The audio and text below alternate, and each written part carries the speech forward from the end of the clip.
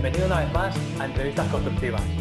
Hoy es una entrevista para mí muy esperada y muy especial por la parte que me toca, porque vamos a hablar sobre a mí lo que más me gusta. Vamos a hablar sobre dirección de obras. Para ello está en el blog Isaura Ardila. Ella lleva más de 15 años a pie de obra y ahora se dedica a la formación para jefes de obra. Es una formación muy práctica y muy enfocada a todo lo que necesita saber un jefe de obra. Lo hace a través de su web Procedimiento Constructivo Ardila. Así que tengo muchísimas preguntas que hacerla, así que vamos, sin más para la entrevista. Espero que le saques todo el valor posible. Sin más, te dejo con la entrevista. Hola Isaura, muchísimas gracias por aceptar la entrevista. Estoy encantado de que estés aquí, además para hablar sobre un tema que para mí es lo que más me gusta, sobre dirección de obras y cómo llevar una obra desde la jefatura de obra y a pie de obra. Así que, bueno, cuéntanos un poquito qué te dedicas, cómo es tu día a día y cómo es tu blog también, que hablaremos un poquito, quiero preguntarte un poquito al final de la entrevista. Cuéntanos un poquito cómo es tu día a día. Pues muchas gracias, Fernando, por haberme invitado. Yo estoy encantada de estar aquí. ¿Y cómo es mi día a día? Pues cada vez le dedico más tiempo a mi blog, ¿vale? Porque yo creo que ya he hecho y he pisado mucha obra y hay que hacer cosas nuevas.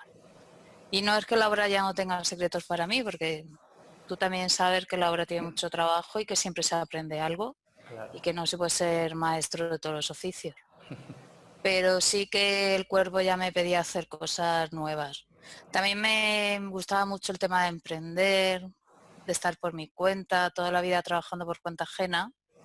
Y cada día sí atiendo a clientes como arquitecto técnico en diferentes funciones, por hecho de project, para viviendas singulares, hago informes. Hay un curso con el que inicié en mi desarrollo como bloguera, que es el de construcción de chimeneas, que es curioso, que casi nadie sabe hacer una chimenea que funcione bien. Entonces me llaman mucho para ir a hacerles informes y, bueno, arreglárselas. Qué Normalmente no interesante. suele tener arreglo, pero para calculárselas y que esta vez ya sí les funcionen correctamente. Pero como te digo, ahora estoy bastante más relajada, no tengo esa tensión ni la presión que es que he vivido momentos con mucha presión en obra y también necesitaba descansar un poco porque son casi 18 años trabajando seguido Claro. y sí que al final se nota. Y entonces estoy en un momento más relajadito, que como yo digo, me lo merezco.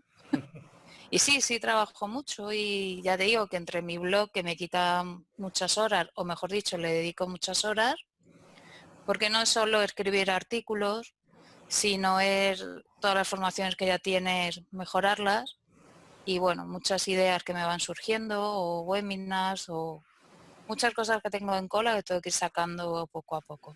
La verdad es que se nota porque el blog, yo lo he estado, bueno, llevo tiempo siguiéndote y la verdad es que tienes unos contenidos buenísimos y de muchísimo Gracias. valor. Están muy enfocados. Entonces, bueno, la entrevista de hoy tengo muchísimas preguntas porque Ah, hay muchas vale. cosas de la obra que me gustaría saber y creo que tienes mucho valor para responder aquí. Entonces he dividido la entrevista, digamos, en dos partes, para empezar hablando un poquito sobre planificación y después seguimos hablando un poquito sobre lo que es la ejecución y el día a día del pie de obra, ¿vale? Entonces, Vale. para planificación, ¿por dónde hay que empezar la planificación de una obra? Mm, en teoría, haríamos nuestros costes directos, una buena planificación de tiempos y luego los costes indirectos. Pero más que decírtelo así en general, que ya lo sabes, para hacer una buena planificación yo empezaría a replantear un poco la obra y a medirla, porque es la forma de empezar a bucear en ella y no quedarte solo con lo superficial, porque si planificamos luego solo lo superficial, pues vamos a tener muchas lagunas y muchos imprevistos. Como tampoco tenemos tiempo para hacer un gran estudio y luego dedicarnos a planificar, lo ideal es ir mezclando todas estas tareas.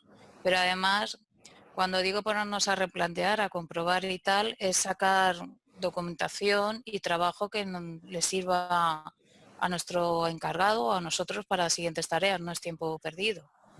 Tenemos que ir muy ágiles y muy productivos en este tema. Digamos, empezar también a tocar todo lo que es el tema de planos y meterse un poquito en el diseño. Sí, como ya te digo, como no da tiempo a... porque apenas tienes una semana o un mes en la mayoría de los casos. No tienes, y tienes muchísimas gestiones que hacer y alimentar todo el software y sacar los primeros comparativos. Sí, por lo menos está claro que los primeros comparativos sí tienen que ir muy bien estudiados, todo lo que sea movimiento de tierra, reestructura, cimentación y medidos y requete comprobados. Además el hormigón está muy duro para luego picarlo. Claro. Y se sacan muchísimos errores de proyecto y de cotas, pero errores de... Bueno, yo me he encontrado de todo. Algún día escribiré un libro, pero errores muy gordos que luego no tienen solución. Claro. Y Eso. con el resto de partidas, pues ir a las más importantes o las que tengan más medición. Pero sí hay que hacer ese esfuerzo. Porque si no, si nos quedamos solo en planificar proyecto, Al vamos, o final. solo lo que es el presupuesto del proyecto es muy poco, la obra es mucho más. Muy bien. En cuanto a precios descompuestos, yendo un poquito más allá, a meternos en Mm. precios descompuestos y proveedores, eh, ¿cuál sería la clave de esa planificación para mantener el proyecto dentro del presupuesto? Lo ideal sería planificar lo que se va a ejecutar, pero no solo la definición de la unidad de obra, sino cómo queremos nosotros que se haga. Porque hay muchos matices que cambian, que nos pueden cambiar no solo el precio de la partida, sino también la organización de la obra. Entonces tenemos que abarcar todo esto. Tenemos no solo que definir la obra, y a veces, insisto, en que muchas veces planificamos y no tenemos la definición, pero sí podemos tener un estudio de 2 escenarios y ser más cautos y quedarnos con el más conservador, que para colgarnos medallas siempre hay tiempo. Y antes de contratar, eso sí, tenerlo todo definido. Muy bien. Y a la hora de los subcontratos, ¿qué debe quedar bien claro y bien definido desde el principio? ¿Y cómo podemos llegar a la opción más ventajosa para la obra? Se supone que el subcontrata mejor para nuestra obra va a ser el más barato que tenga capacidad para hacer la obra. Pero lo del más barato, primero nos tenemos que ocupar, como te decía antes, de que el comparativo vaya completo. No solo el metro cuadrado de fábrica de ladrillo, es ver si hay dinteles especiales, cómo va a ser el criterio de medición, es ver en cuánto tiempo quiero que se hagan. Todo esto es un proceso de contratación completo que se inicia antes incluso de sacar la oferta al subcontrata. Él también debe saber qué le vamos a pedir. No vale con metro cuadrado de ladrillo, de fábrica del ladrillo y X criterio de medición, huecos o no huecos, y cuando estés en obra te pido 40 hombres, 40 operarios más. ¿Vale? Así no, eso para cualquier subcontrata, cualquier empresa es muy difícil de gestionar. Entonces, si nosotros involucramos al subcontrata en nuestra organización, él sabe cómo vamos a atacar la obra en las fases y tal, es muy fácil defender un contrato. Porque además es que todo lo que tengamos previsto y en ese trabajo está metido en nuestra organización, está organizado. Incluso el subcontrata, que ya sabe que lo tiene que hacer X detalles, tiene que llevar X materiales, también lo va a tener previsto. Si le pillamos en el último momento, son desajustes. Va a tener que ir a organizarse deprisa y corriendo. Claro, Y y esto ahí a nadie le gusta. Al final nosotros le desajustamos a él y eso al final afecta a nuestra obra. afecta a nuestra obra porque, claro, al final ese subcontrato nos va a pasar un sobrecosto por esa actividad que él no tenía contemplada. Claro, además nos tenemos que asegurar que ese subcontrata tenga esa capacidad para hacer la obra, que haya facturado, qué nivel de facturación tiene, si es acorde a lo que nuestra obra quiere, si ha hecho obras parecidas, cuál es el nivel que tiene su personal, depende del oficio, los hay un poco más exigentes que otros. Pero normalmente cuando tú trabajas así, cuando eres serio, ellos, los que no tienen intención de ser serios, no les gusta mucho tu obra.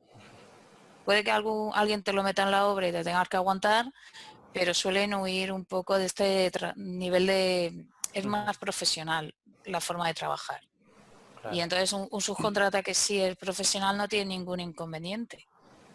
De hecho, lo agradece. sí, Alguien que quiere llegar a tu obra y sacarte dinero o los ojos a costa de precios contradictorios, no le interesa trabajar así. claro. ¿Qué tiene que tener un contratista o un subcontratista para ser elegido? ¿Cuál es la clave que debemos buscar en un subcontrato? A mí me tiene que dar la seguridad de que va a hacer la obra como yo se lo pido. Si yo quiero que X metros me lo saque en 2 meses, yo más o menos sé cuánto personal tiene o debe tener él en mi obra. Si yo durante el proceso de contratación le pregunto cuántas obras está llevando en marcha, pues ya me voy y cuánta plantilla tiene. Hay muchas formas.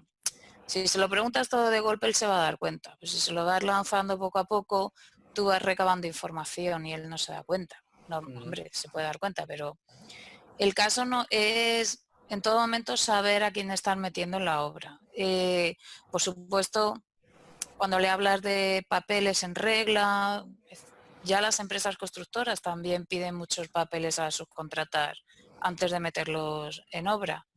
Pero sobre todo eso. Y a la hora de hablar tú con él, esa visita a obra durante las ofertas, se nota mucho cuando un subcontrata es muy bueno y cuando realmente te va a sacar la obra y te va a aportar y te va a ayudar, y cuando o no le interesa la obra o no te aporta porque no puede aportarte.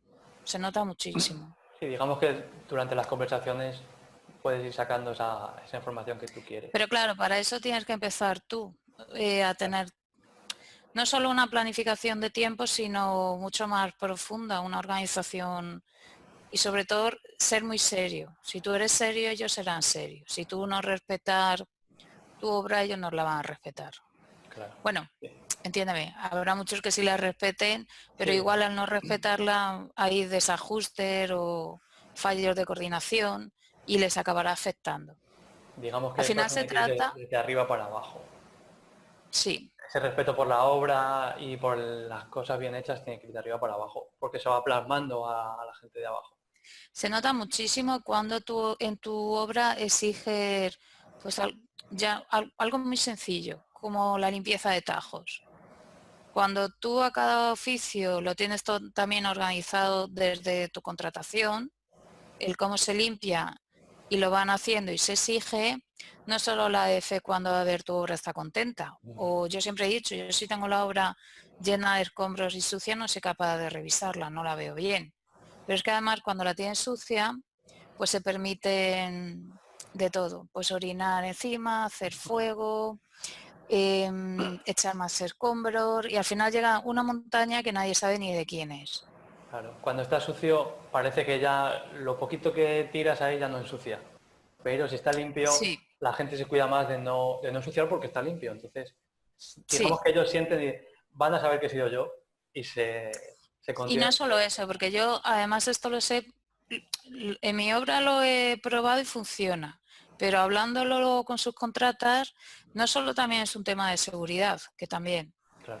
pero ellos mismos te dicen, se nota mucho cuando en una obra te van a exigir y cuando la primera visita, cuando una obra está bien organizada, se está llevando bien y, y la misma empresa constructora sabe qué tiene que poner en una obra y en otra cuando el nivel de exigencia es menor.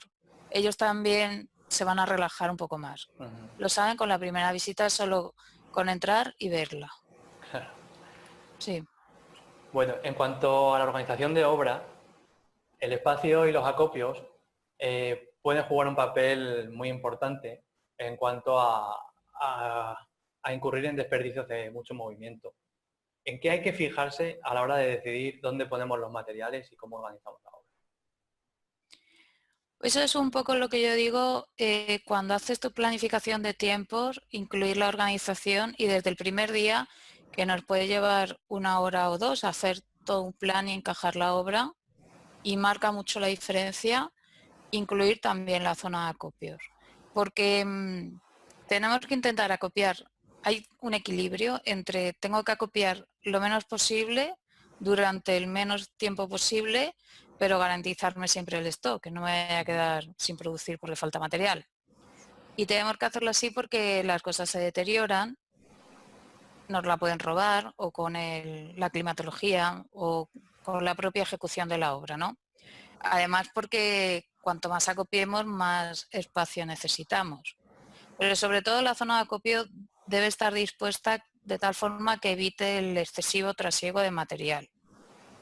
Yo creo que de eso habla mucho el Lean Construction, que es de, bueno, pues de ahorrar costes, ahorrando mano de obra y medios auxiliares en trasiego de material. Y para ello, pues lo que tenemos que hacer es colocar la zona de acopio de tal forma que al descargar sea directo.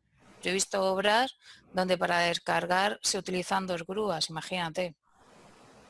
Si no te queda más remedio, no te queda más remedio, pero no es lo ideal, eso es un entorpecimiento de la fluidez de la obra total.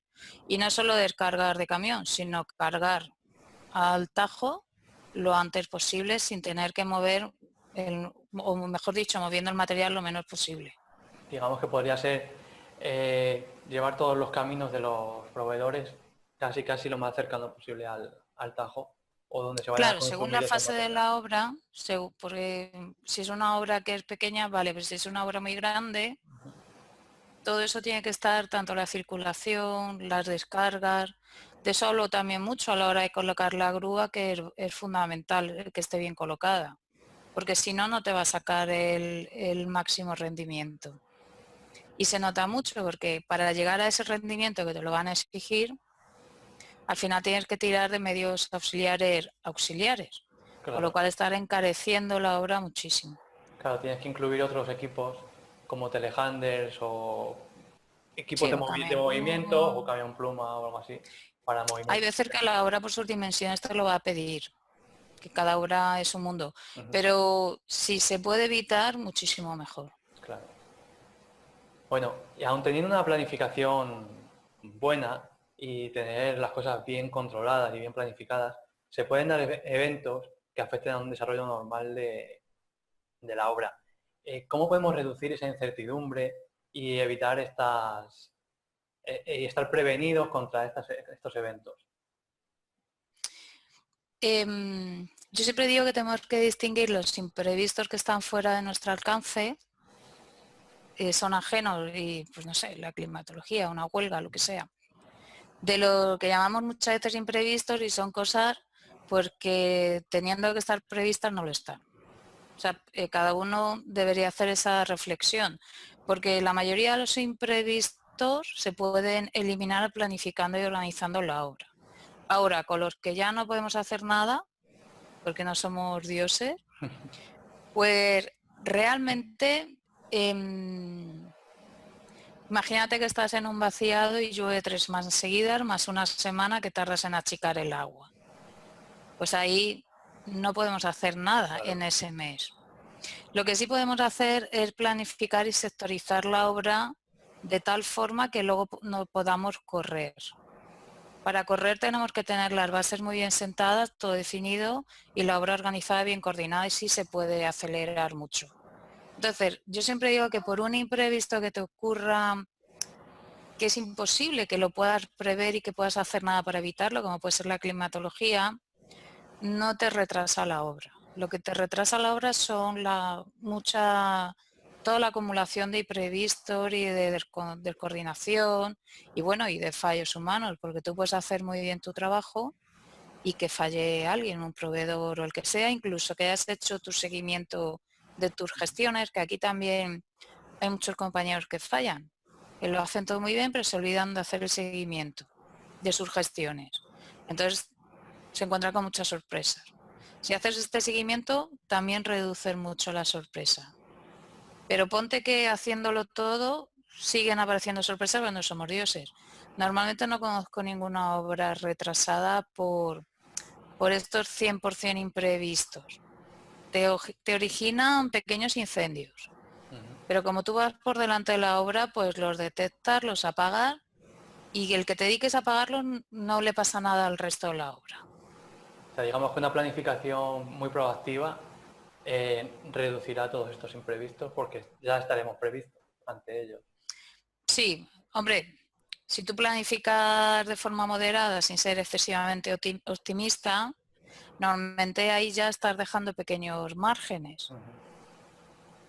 Yo siempre digo que hay 3 planning en la obra, el que le das a tu propiedad, que muchas veces se igualan y son los mismos, pero el que le das a tu propiedad es mucho más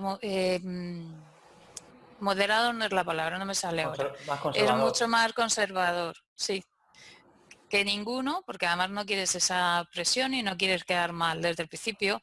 A tus jefes le das otro también más moderado el que tú deberías tener o trabajar. A tu subcontrata le das otro mucho más exigente y al final tienes el tuyo, que como te digo, al fin todos se acaban igualando en muchas ocasiones. Pero yo siempre digo que debes ser más exigente de lo que le estás dando a tu empresa. O sea, que te exijas más, porque para, como tú bien dices, para retrasarnos siempre hay tiempo y siempre hay pues muchos imprevistos. Pero si vas por delante de todo eso, esos retrasos no te afectan. Muy bien. Pasando ya un poquito de lo que es la planificación, nos vamos un poquito ya a la obra, al día a día, a empezar la ejecución. Vamos a hablar un poquito de los subcontratistas. Una vez que hemos decidido trabajar con ciertos subcontratistas, ¿cómo conseguimos alinear sus intereses a los intereses del proyecto? ¿Y cuál es la clave del equilibrio para que ambas partes ganen? El subcontratista normalmente querrá disponer en la obra lo justo que tenga contratado e ir lo más deprisa posible. Y también depende, hay algunos que solo tienen mano de obra, otros maquinaria y medios auxiliares, alquiler, materiales. Yo siempre digo que trabajéis para ellos, en el sentido de que no solo hagas ese proceso de comprar completo que hemos hablado antes, donde está un poco el equilibrio de yo no te voy a engañar, me voy a ahorrar toda esa picardía que tienen muchos los jefes de obra y ya cuando estés en mi obra te doy el hachazo. Esto yo digo que te funciona 1 o 2 veces, luego ya no funciona, porque le estás dando el hachazo al que precisamente está llevando la producción. Con lo cual, para mí no es una táctica válida, o para mí no, si te funciona será un par de veces, no más. Y luego además quemas mucho a subcontrata y le obligas a trabajar con la lengua afuera o cabreado o perdiendo dinero. Y esto, pues bueno, nos imaginamos las consecuencias que tiene. Yo lo que digo es, sé claro con él desde el principio, enséñale todas las cartas de... Me reservo la de la planificación, que soy un poco más exigente con ellos que conmigo. Pero quiero mi obra así, quiero tal, quiero que pongas aquí una cuadrilla, aquí otra. Todo esto incluso con él, pues también es una forma de negociarlo con él. En esa negociación además ellos te van a dar muchísimo valor, te dan muchísimas ideas y muchas veces uno te da una gran idea, otro otra y la suma es la gran idea. Claro. Y luego lo que tienes que hacer es de ocuparte de ser serio, de respetar los acuerdos que has quedado con él. Que si va a entrar en la obra, efectivamente tenga el tajo libre para entrar, esté todo replanteado, limpio. Esa coordinación, si lo haces con todos, es fácil. Lo que tienes que hacer es que él pueda trabajar, pueda tirar mucho en tu obra, porque es la forma que él va a sacarle rendimiento a sus recursos. Yo es lo que, si él en la obra tira, a mí me está facilitando mi tarea y me está mejorando en mis resultados, me está dando la producción que yo quiero. Y de coste no me tiene por qué costar más, porque ya lo hemos acordado casi todo, detalles y todo, yo no le estoy engañando. Claro. Ya se lo he enseñado todo desde el primer día, detalles constructivos. Esto exige que el jefe de obra vaya por delante y que lo tenga definido, que no digo que sea fácil, que hay que trabajarlo. Pero así trabajas tú para ellos, incluso replanteos y todo, y ellos te lo devuelven produciendo. Claro, al final la producción la marcan ellos y tú tienes que poner las Bueno, la condiciones. marcáis juntos, Bueno, sí, claro. porque lo tienes que llevar, porque tú llevas la coordinación con todos los demás, entonces Ujú. es un acuerdo. Realmente tú pones encima de la mesa lo que quieres y la empresa ya sabe lo que hay. Y luego como a la hora de entrar en la obra, pues si tú vas a tener 40 operarios, no puedes entrar con los 40 de golpe. Entrarás con un mínimo, pues una o dos cuadrillas, y cuando empiecen a tirar 2, 3 días, una semana, y veas que todo lo que está definido se puede llevar a cabo, que está todo preparado, entonces ya aprietas. Esto de coger el teléfono y sin hacer todo este trabajo, decirle a subcontrata quiero 20 más y tráeme a 20, no, porque muchas veces hay muchos jefes que te preguntan ¿cuánta gente tienes en la obra?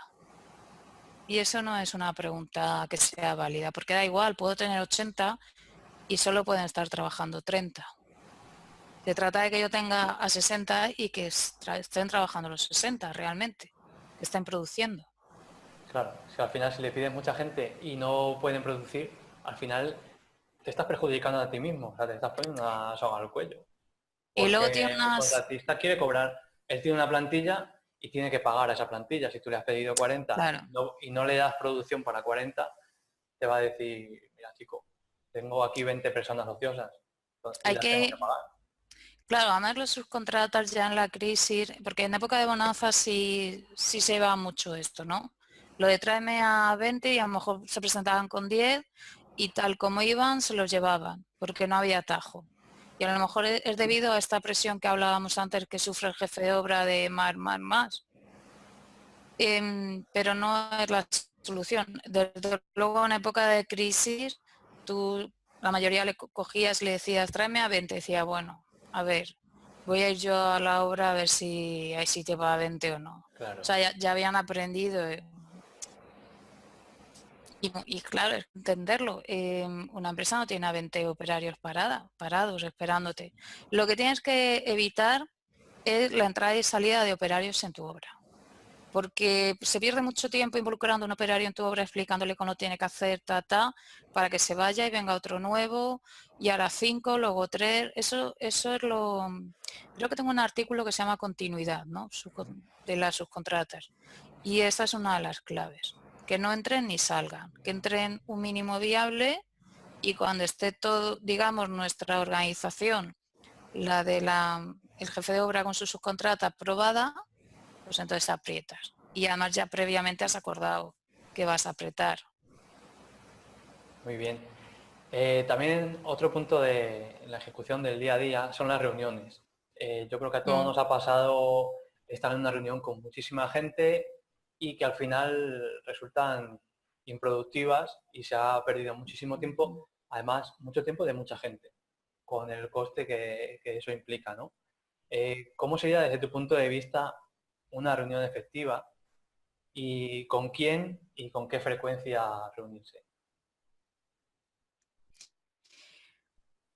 Dice que las reuniones productivas no tienen que durar más de 1 hora. Y eso en obra es complicado, ¿no? Sí. Bueno, yo separaría. Yo tendría reuniones con mis subcontratas. Si hemos hecho todo lo que te he dicho antes, no hay que tener muchas más reuniones a no ser que surja algo nuevo. Sí las hemos tenido antes. O las tenemos cuando hay problemas, o de retrasos, o de planning, o de coordinación. Hay una reunión que es buenísima, que es la de coordinación de instaladores, que se hace cuando todos los involucrados están ya contratados o casi contratado alguno, pero que hay que hacerla antes de que empiece ninguno. Y son muy buenas porque hay muchos problemas con las instalaciones que los solucionan. Tú lógicamente te tienes que involucrar en el tema de las instalaciones. No Ujú. hace falta que seas ingeniero industrial, pero esa reunión es súper interesante. Hay otra reunión con tu equipo de obra que no se puede saltar, que es una vez a la semana también. No solo para organizar la obra, sino para delegar correctamente, marcar objetivos, revisar los objetivos de la semana anterior que ha pasado, porque no se han cumplido.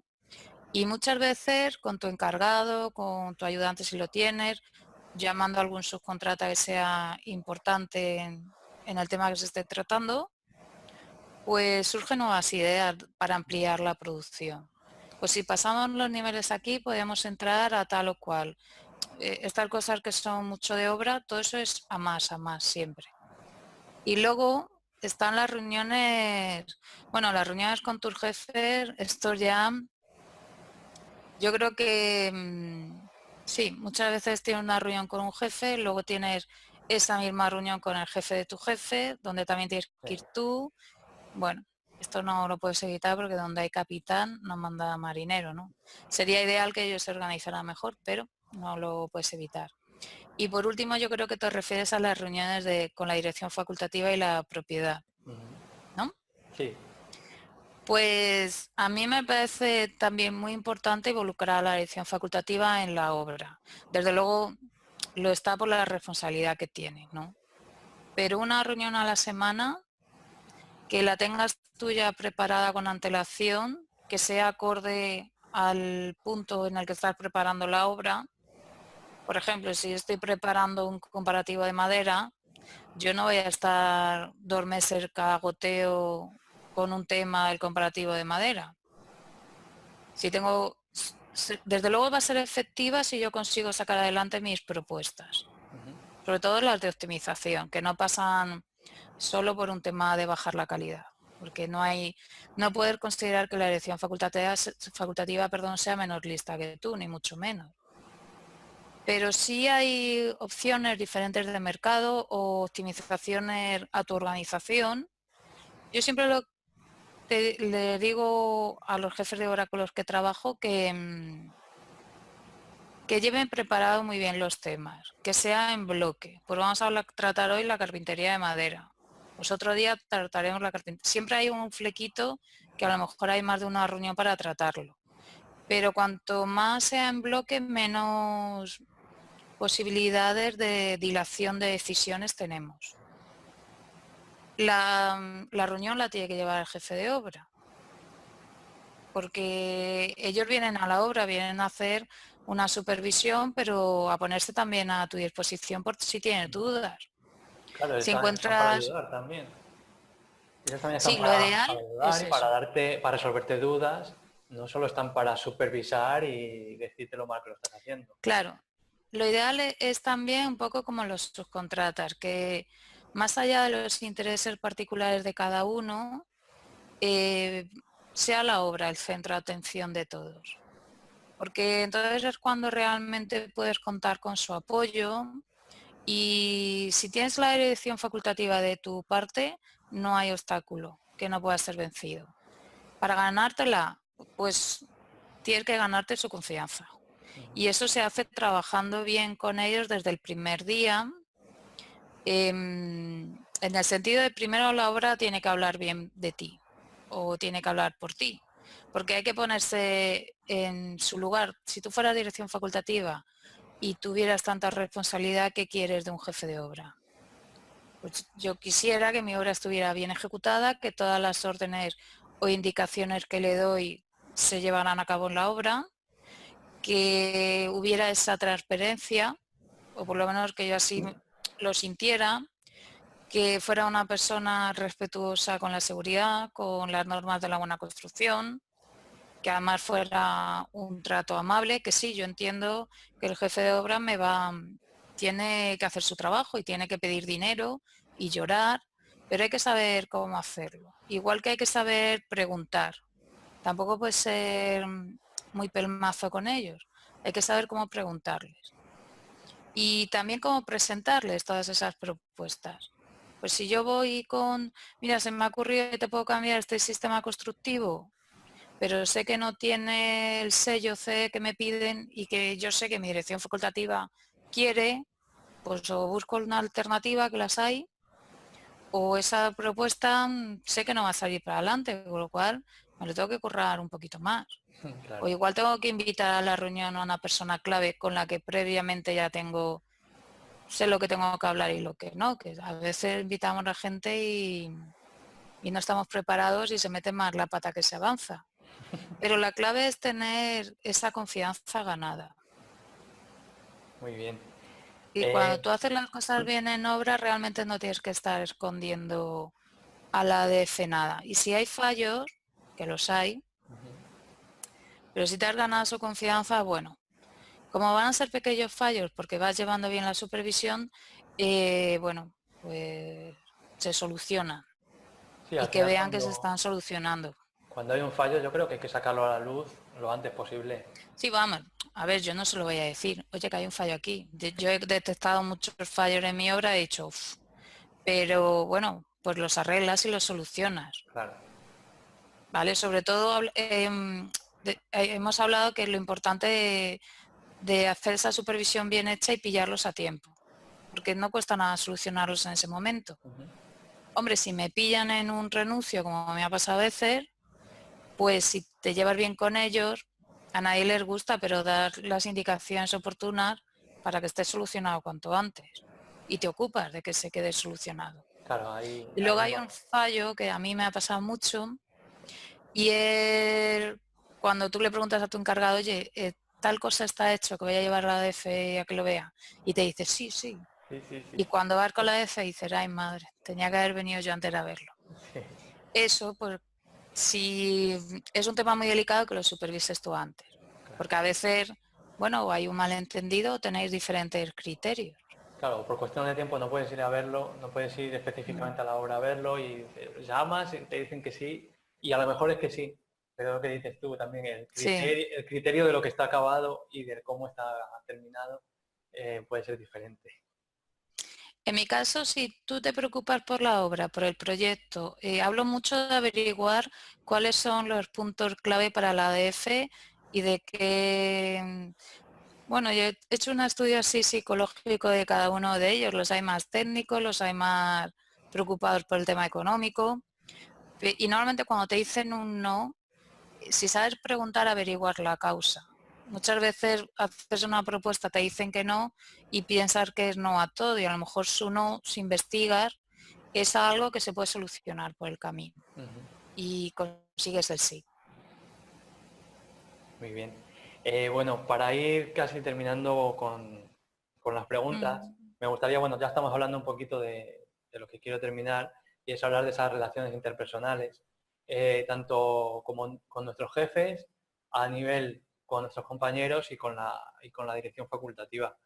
¿Cuál sería la clave para mantener una buena relación y que se puedan proponer ideas abiertamente? Con la dirección facultativa creo que ya te lo he comentado. Sí. Con nuestros jefes, bueno, pues también un poco lo mismo. Si tú te pones en su lugar, tú también quieres un jefe de obra que al final te esté cumpliendo los objetivos. Si eres respetuoso, si sabes preguntarle también en bloque, no con un goteo que es muy molesto para todo el mundo. Un poco ser serio con su trabajo y con su tiempo. Pero normalmente si tú estás, los jefes de obra estamos muy metidos en nuestro trabajo, ¿vale? Entonces yo no creo, si tú llevas bien la obra, poco más que ser tú, porque todos tenemos defectos y virtudes. Haciendo bien tu trabajo, todos tenemos, y siendo tú, siendo una persona profesional, ética, respetuosa, yo creo que aunque no te guste, hay que respetar el lugar de todos los demás. Y con los compañeros, eso en mi experiencia, que también he tenido muchos problemas, como todos supongo, porque muchas veces tú quieres tirar con la obra para adelante y hay gente que no te acompaña o tiene otras prioridades que tú no conoces.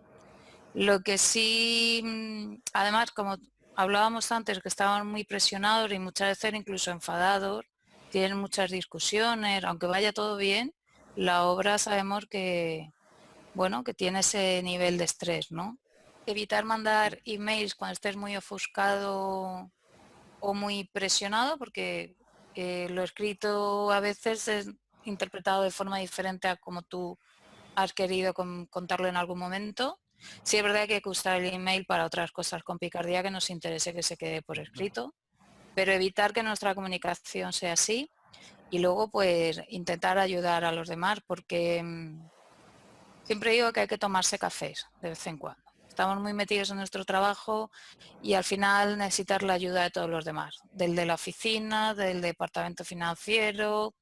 Entonces, a veces te piden ayuda y aunque te venga muy mal, siempre será mejor ser amables y ayudar que no todo lo contrario, aunque nos cueste en un momento dado. Ujú. Sí, si estás muy metido, te cuesta salir de tu rutina, pero Sí, a la larga creo que es productivo para el beneficio de la obra y de tu trabajo. sí, hay que cultivar un poco estas relaciones sociales también. Sí. Mm. Muy bien. Bueno, y para terminar, quería terminar hablando de tus formaciones.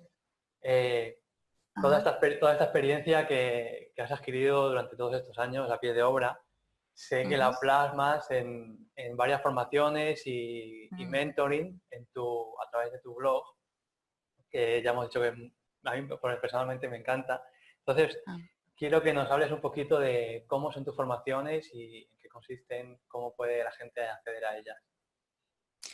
Pues las formaciones yo las planteé para que no fueran muy intensas, las dividí en 4 campos que yo creo que un jefe de obra tiene que dominar, que es la gestión, la planificación y seguimiento económico, la planificación y seguimiento de la producción o plazos, y luego el tema de relaciones y negociaciones, que yo siempre digo que todas estas conversaciones que tenemos al final son negociaciones, ¿no? Ujú, sí. Entonces, cada campo tiene su videocurso, porque lo realizo online. Lo sigo de forma personal, pero todo lo que son las lecciones pues se realizan en una plataforma a la que accede el alumno una vez ingresa, y a medida que voy avanzando con los cursos voy incorporando mejoras. También voy incorporando webinars que voy grabando que les pueden enriquecer, o bonus como de replanteos y demás. Tienen una duración variable.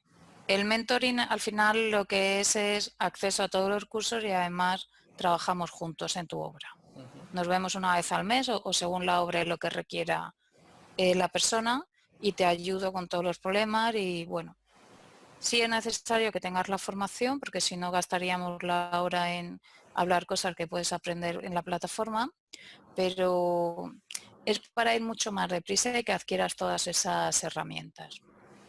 Qué Y bueno. bueno, sigo produciendo, mi cabeza va por delante de mí muchísimo. Ahora creo que voy a lanzar uno que son primeros pasos en la obra porque me lo piden mucho. ¿Qué tengo que hacer como jefe de obra? ¿Cuáles son esos primeros pasos? Pero lo importante es que no lo hablo así contigo en una conversación, le doy un método, un paso a paso. Ujú. Y con prácticas, luego tienen sus test, sus autoevaluaciones. Está estructurado de forma que sea un aprendizaje natural. Ujú. Muy bueno y muy interesante. Bueno, Isaura, te agradezco muchísimo tu tiempo y que hayas estado aquí en el blog y nos hayas conversado. Me ha encantado la conversación que hemos Ah, tenido. Hemos sí, tocado muchos temas de la espero. obra y de verdad que estoy Me encantado. alegro. Tenía muchísimas ganas de hablar contigo de todo esto. Así que, bueno, Ah, muchísimas me gracias. alegro que te haya gustado Sí. y que te sea útil, sobre todo. Bueno, a ti y a los que nos ven, Ujú, sobre todo. así, esa es la idea. Así es.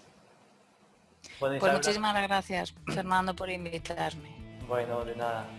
Nos Y te vemos. deseo lo mejor Hasta en tu pronto. blog, que también he visto muchas cosas que están muy interesantes. Bueno, muy bien, muchas gracias.